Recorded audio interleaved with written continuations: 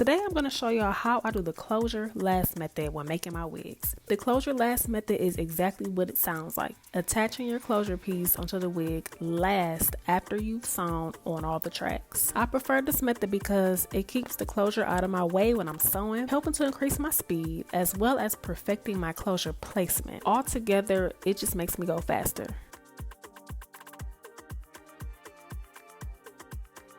Step 1. Get your closure placement. Make sure to bring the closure hairline about a ½ inch or so past the edge of the wig cap.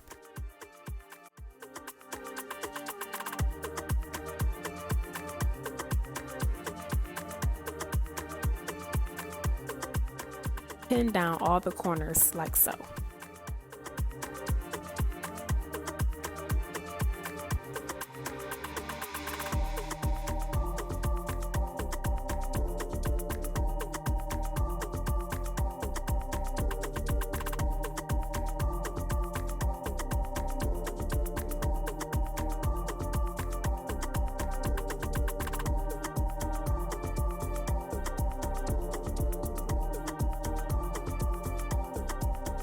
Step 2. Outline the closure on the wig cap. I like to use metallic markers for this. Don't worry about drawing perfect guidelines around the closure, just make sure you can see them.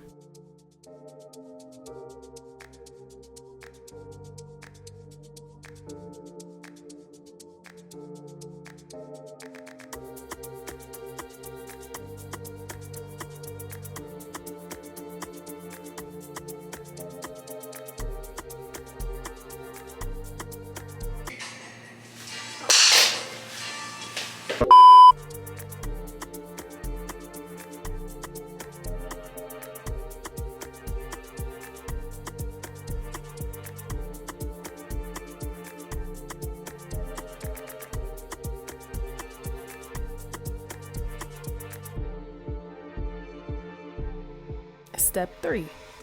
Draw the guidelines for your wefts accordingly.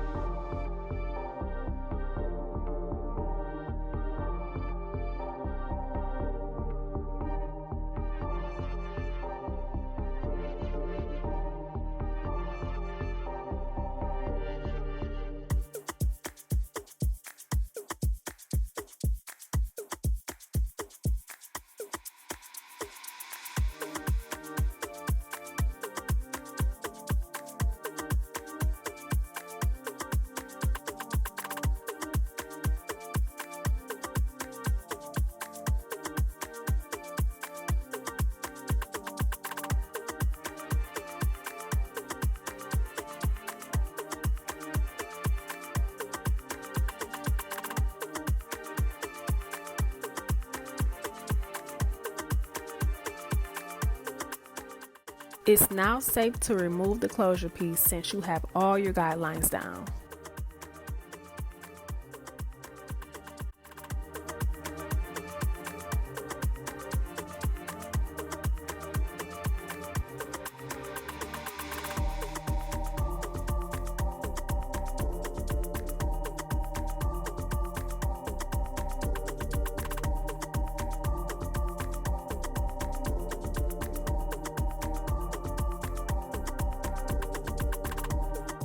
Step 4. Sew the wefts as normal on your sewing machine. You want to sew up until the last 1 or 2 rows before you get to the closure. This is where you actually attach your closure. If you're experienced, you can sew your closure on with the sewing machine like you did the wefts. That will speed you up even more, but we'll stick to the beginner's way for this video, which is sewing by hand.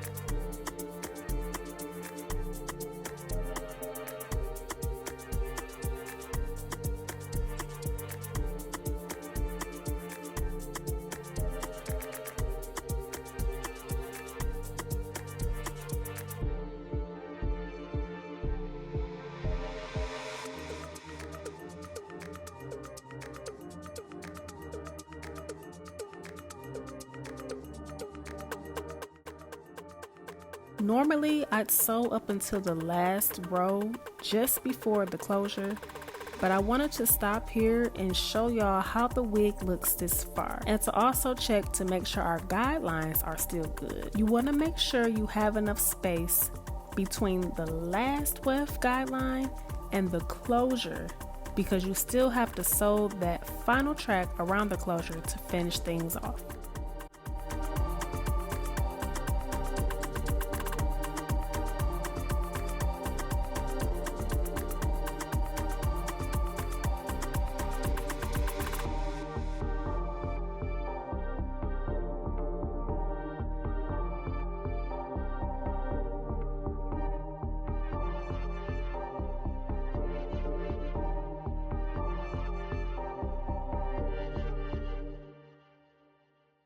Our closure is sewn on, so all there's left to do now is to sew in the last weft. Well, yeah, we're gonna get on the sewing machine and sew this last weft, and then the weft that's gonna go behind the closure, that's gonna be our very last one. Normally, you guys, I would go all the way up to here, all the way up to this track.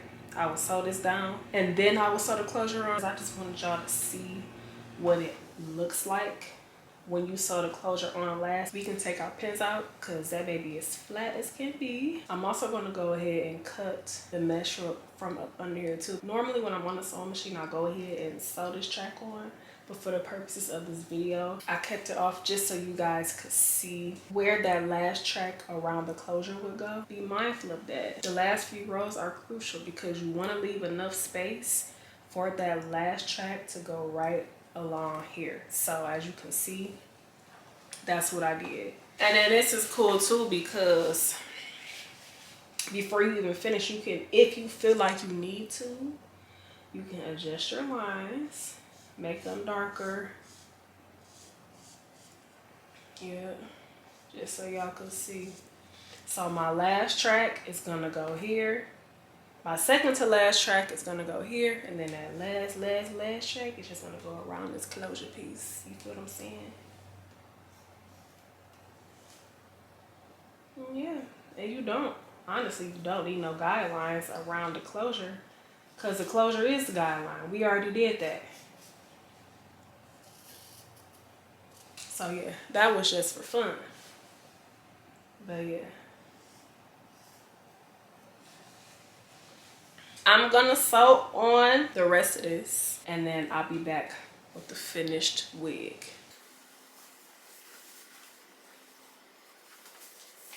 Check her out. The wig, baby, flat. The closure, flat. Y'all see it? That boy laying flat, okay?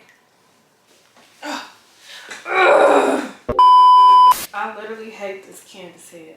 I mean, this tripod, like, with all my heart. But here we are, the finished product. This is how you make a wig. Sewing the closure on last. Oh, let me show y'all the inside. Craftsmanship. Stop fucking around with me. Straight stitched it really nice. So this wig gonna fit like a glove, but it ain't gonna be too snug to where your head start hurting. This is not a game. You see how much I can't stand this straight up? Jesus. I straight stitch all of my wigs just because look how I look. It looks so clean and professional. It looks like it was sewn on an industrial sewing machine, but it was not. It was sewn on my good old Singer. That's it. Ta-ta for now.